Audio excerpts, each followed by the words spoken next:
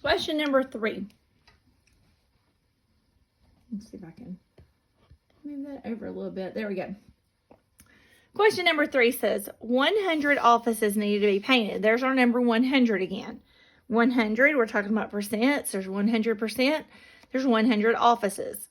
The workers chose between yellow, blue, or beige paint.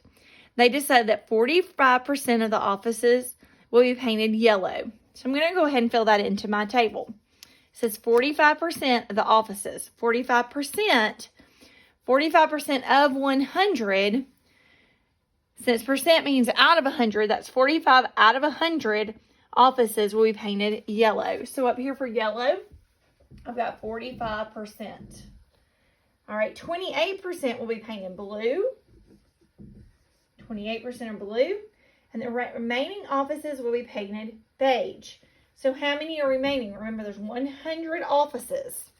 So what would go here so that these 3 added up to 100? So let's see what we have. 45 plus 28 equals 1373. So what do I need to add to 73 to equal 100? Okay, so that's going to be 27% of the offices will be yellow. Now, my next step, we did this before Thanksgiving. We kind of looked at what are fractions, decimals, and percents, and how are they equivalent to each other, because fractions, decimals, and percents are all the same. We just use different names in a different format to write the numbers depending on how we need to use it. So, a fraction, when you're talking about percent is always out of 100. Out of 100. So I can make it a fraction by putting it out of 100. So let's look at the first one. 45% would be 45 out of 100. 45 out of 100. Now, we do want to simplify that. What will go into 45 and 100?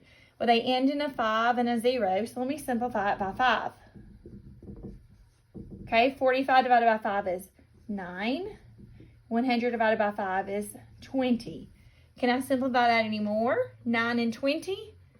No, they don't have anything in common.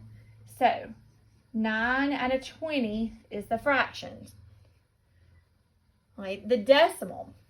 Okay, if you remember back from when we did like the fractions, decimals, and percents before Thanksgiving break, we did, like if this is 45%, then the decimal, if I made it 45 hundredths, look back at the fraction. 45 hundredths, I can write 45 hundredths as a fraction, or I can write it as a decimal. That is also 45 hundredths.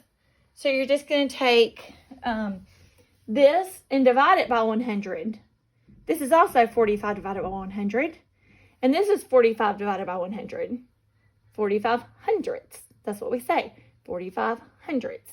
Now let's look at the blue. I'm going to erase this. And let's look at the blue now. Move my board a little bit. Hopefully it's still on the view. Now we're good. Okay, so 28%. 28% means 28 out of 100, because percent means out of 100. So 28 out of 100. That also can be written as 28 hundredths this way. These two are the same amount. 28 hundredths, they even sound the same when you say them. Listen to me. 28 hundredths, 28 hundredths. Sound the same? One's a fraction, one's a decimal. Now, but let's simplify this fraction. I know 100 is even, so it'll divide by 2. 28 is even and divide by 2. But I also know 100 will divide by 4. And 28 will divide by 4. So I'm going to use the 4. 28 divided by 4 is 7. 100 divided by 4 is 25. So my fraction is going to be 7 over 25. And my decimal is going to be 28 hundredths. the percent to the decimal should be an easy transition. Now let's look at the last one, the beige. 27% is 27 out of 100. Percent means out of 100. 27 out of 100. What do they have in common? I know that this is 9 times 3, but 9 won't go into 100 and 3 won't go into 100. So that can be simplified. That may be done.